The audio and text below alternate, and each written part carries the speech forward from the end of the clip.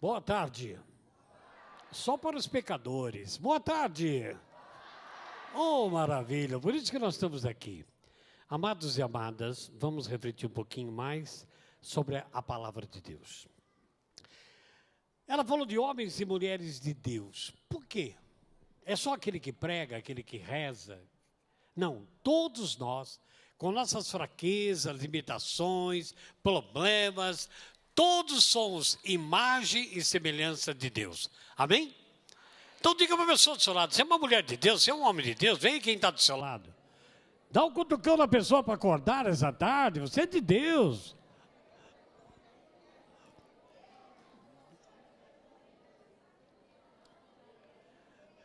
Quando se trata de falar de uma pessoa que é de Deus, seja homem ou mulher, nós temos que retomar a palavra do Senhor no primeiro livro da Sagrada Escritura, que nos mostra aquilo que eu disse na pregação anterior, em Gênesis 2:18, que Deus disse, não é bom que o homem ande só. Ora, se eu sou homem de Deus, você é homem de Deus, somos homens e mulheres de Deus, nascemos para a felicidade, tudo que nós estamos ouvindo, o projeto de Deus, o sonho de Deus da nossa vida, por que às vezes a gente se torna tão solitários e tão solitárias? Ora, um dos maiores problemas da família é o que nós estamos recebendo como herança da sociedade, até da política, é nos levar, se nós não percebemos, a um isolamento. É um isolamento das pessoas. É claro que você tem que ser uma pessoa que vai entender o seguinte, quando você se isola de outras pessoas, não é que todas as vezes são ruins, não. Porque o próprio Senhor Jesus nos mostra no Evangelho, ele tinha o hábito de se isolar regularmente das multidões, ficar a só com Deus, depois de um dia de trabalho no meio de muita gente. Então, há momentos que nós precisamos estar isolados para recompor a nossa vida, retomar a nossa vida e escutar Deus também. Nessas ocasiões que Jesus ficava isolado, ele orava, renovava suas forças e nos ensina a ter momentos só nosso, para a gente renovar as nossas forças e colocarmos em oração individual. Mas, queridos, o que eu quero falar é de uma solidão maléfica na sociedade que nós estamos vivendo.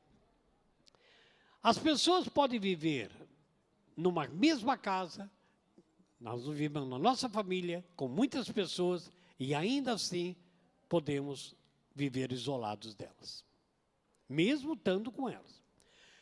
Já que fomos criados, eu e você, como seres sociais, não é bom que eu esteja só, eu tenho a imagem de Deus em mim e tenho que conviver com o outro, estar com esse meu irmão, com essa minha irmã. Então, nós somos criados para ser seres sociais. Então, viver no isolamento provoca tristeza, provoca depressão, angústia. E olha que viver sozinho, ficar isolado, chega ao caso extremo até de suicídio. Porque não temos interação um com o outro. Isoladamente acontece o mesmo dentro da casa, entre marido e mulher, e às vezes entre pais e filhos. Então, o que nós percebemos? Que diversas doenças que estão ativas na sociedade e no mundo de hoje, estão, na verdade, são doenças que estão separando, principalmente, o marido e a mulher, cada vez mais longe um do outro, em vez de produzir maior intimidade de conhecimento um do outro, as pessoas estão se isolando. E a sociedade, as leis, a mídia, está contribuindo muito para esse isolamento. Então, o primeiro ponto que a gente nota, que numa sociedade tão complexa que a gente está vivendo, nesse momento que nós vivemos, experiências diferentes de valores, de sistemas, estão separando os casais, separando as pessoas umas das outras.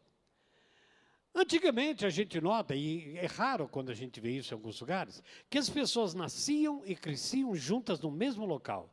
Hoje elas vivem em totalmente isolamento umas das outras, dentro da própria família. Segundo ponto que a gente nota, a sociedade tem passado a ideia de que o casamento é um relacionamento da base de 50% de um e 50% do outro. Tanto que a gente diz assim, a minha cara metade, né? Ou então a minha metade. Cara que, por certo, gasta muito. Minha cara metade. A minha metade. Olha, isso cada um está dando apenas a metade de si, mas isso não funciona. O padrão cristão, para nós que somos cristãos, é 100%. No casamento, eu me dou inteiramente à minha esposa e ela se dá inteiramente a mim. Todo o meu ser, toda a minha capacidade, meu 100% é dela e o 100% é meu. O momento que eu dou só a metade, essa metade fica jogada no ar. Ela não é partilhada. Então, nós somos 100% um com o outro. O mundo passa uma visão de metade. Terceiro ponto, que pode isolar as pessoas, é o egoísmo, que é a maior ameaça da unidade de duas pessoas.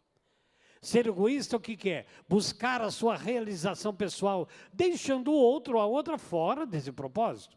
É uma ilusão bastante comum que marido e mulher, muitas vezes na família, podem obter sucesso independente um do outro, é verdade, mas é necessário que eles não se isolem, que eles, na verdade, não sejam egoístas, não queiram só para si. Tudo que eu sou é seu, tudo que você é meu. Quarto ponto, que nós podemos se isolar. Percebe isso? É algo tão simples e tão profundo. É quando os problemas que nós vivemos de relacionamento com o outro não foram curados, não foram superados. Então, eles continuam determinando a nossa separação. Uma pesquisa que eu estava acompanhando diz que 70% dos casais mostram que o seu mau relacionamento se refere a experiências traumáticas, como a perda de um filho em acidente, ter um filho drogado ou gravemente doente. E esse casal não consegue resolver isso. Eles não conseguem resolver os seus problemas dentro de casa juntos. Cada um fica no seu isolamento e pode chegar à separação de culpas um para o outro. Agora vamos falar do mundo que nós vivemos. Você sabe que a palavra mundo significa um sistema onde quem governa é o demônio. A palavra de Deus diz, cuidado à terra e mar, diz em Apocalipse capítulo 12, cuidado terra e mar, o demônio foi precipitado para vós, sim, de grande ira. O Senhor Jesus disse que o demônio é o príncipe desse mundo, ele é o Senhor, ele é o rei, mas estamos dentro de um sistema. Então o mundo não é ruim, as plantas, o que nela tem, tudo que nós fazemos não é ruim. O sistema que está sendo criado pelo demônio, por Satanás, é que realmente a gente tem que tomar cuidado com isso para não entrarmos nesse redemoinho de perdição. E isso nós vamos agora lembrar da mídia. A mídia tem incentivado, através de programas, em horários qualquer, não é mais só em novelas, que as aventuras extra-casamento são normais. E isso ainda está querendo convencer o nosso coração que nós temos direito de ter outros relacionamentos que não aquele que Deus nos deu. E vai se tornando comum, vai fazendo a cabeça de uma geração, vai nos convencendo com uma mentira, como se fosse verdade, e nós acabamos entrando nesse sistema. E sofremos por causa disso. Outro ponto é o hábito que nós temos de assistir televisão. Ora, você pode dizer assim, é pecado assistir televisão? Claro que não. A televisão do demônio? Claro que não. Não precisa jogar sua TV fora. Se for jogar, dá para mim. Não, não é isso. É que membros da família podem ficar juntos na mesma sala, assistindo TV, mas estão isolados entre si. Todos estão concentrados em algo e não se olham e não se conversam.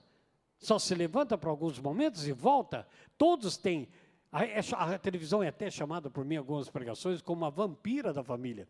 Ela suga, como o vampiro suga o sangue, a televisão ela suga o amor, a partilha, de olhar um para o outro, de conversar. Nós não somos saudosistas, nós acompanhamos toda a evolução. Mas que bom quando nós pudéssemos, assim, para almoçar, todos sentavam em volta de uma mesa. Principalmente no domingo, como hoje, as pessoas sentavam, e alguns aí devem lembrar, em todos os lugares era assim, era frango, arroz, maionese, né, macarrão, junto com a nossa família. E nós sentando, conversando, olhávamos um para o outro. Hoje não, um almoça na sala, outro na frente da televisão, outro na frente do computador, não há mais interação entre as pessoas, nem uma vez por semana. Nem uma vez por semana. Ora, Isolados, nós vamos ficando isoladas. E como é que vai ser isso? Será que o Senhor se isola de nós?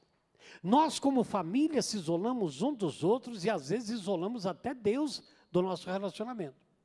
Daí eu fico perguntando, quais são os momentos bíblicos que a palavra nos ensina, que no momento de desespero, que no momento que aquelas pessoas entraram no seu sofrimento, e que o Senhor Jesus, vendo a situação delas, interferiu, não deixando ela sozinha. Alguns foram buscá-lo, e outros, é ele que foi. É maravilhoso quando a gente percebe isso. Veja o caso, por exemplo, da filha de Jairo, um homem que era chefe da sinagoga. Ele que tinha uma posição de igreja, uma posição social, o que ele faz? Quando vê que o seu argumento, que o seu dinheiro, que a sua posição, que o seu conhecimento humano, que a busca de médicos não poderia curar a sua filha. Ela estava muito doente, diz a palavra do Senhor. Ele vai, então, procurar uma solução em Deus. Ele vai partilhar o sofrimento com Deus. Ele não se isolou, não foi egoísta até dizer, quem mais sofre no mundo sou eu. Quando ele vai a Jesus, ele pede ao Senhor que vá visitar a sua filha que está morrendo. Ele interfere na família. Ele foi buscado. Quer ver outro momento que Jesus foi buscado, procurado para intervir no sofrimento da família? O servo do centurião. Era um servo considerado como filho. Era um empregado considerado como da família. E aquele homem vai até Jesus e sente que a sua casa não é um lugar para Jesus visitar, reconhece ele como algo divino, reconhece ele como poder e sente que a sua casa não é um lugar para Jesus visitar. E ele diz, eu creio, como chefe de 100 soldados, o centurião, que eu mando um fazer isso, o outro fazer aquilo, eles vão. Eu não preciso, não sou digno que a minha casa é cheia de pecados, cheia de brigas, mas se o Senhor dizer uma palavra agora, o milagre acontece na minha casa. Jesus se admira com a fé daquele homem. Por quê? Um vai buscar para que Jesus vá na casa dele resolver um problema de enfermidade da única filha que estava morrendo. O outro, um servo, um empregado que era considerado como seu filho, eu não quero que o Senhor vá na minha casa tem muito erro, muito pecado. Não sou digno que o Senhor entre lá, que honra o Senhor vai me dar. Se o Senhor falar daqui, eu creio. Jesus admirou da fé, não precisava nem ir lá. Ora, nós vamos ver depois outra situação, aonde já não é Jesus que vai ser buscado, mas vai ser procurado para ser visto. É o caso de Zaqueu. Um comentário de que um homem estava fazendo milagres, que um homem estava transformando vida de pessoas em vida de família. Ora, o que faz Zaqueu? Sai escondido, talvez, para não ser ridicularizado por ser rico, sai no meio da multidão, sobe numa árvore, querendo ver Jesus. E é visto por ele. Hoje eu vou na sua casa para almoçar com você, para jantar com você. Jesus se oferece. Talvez Zaqueu quisesse só vê-lo, questionando o seu coração. A sua família era rica. A sua família tinha mordomos, tinha mordomia, mas não tinha paz. Tanto que Jesus se oferece para entrar dentro da casa dele. Mas não só na casa física, não só na mesa para comer fazão, tomar vinho, não. Quis entrar apenas com a presença silenciosa dele, como pode entrar nessa tarde, na sua vida, você que me ouve, na sua casa ou aqui, pode entrar também no seu ser, no seu coração.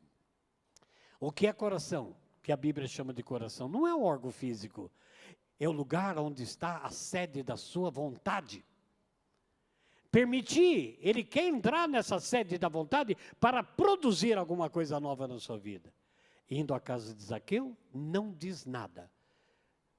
O amor imenso que entrou na casa, sabendo que ele tinha roubado pessoas, enganado pessoas, mentindo, vivia uma vida terrível, aquele amor entrou na minha casa. Ele se transforma e se oferece a devolver tudo que tinha tirado dos outros. Transformação na família.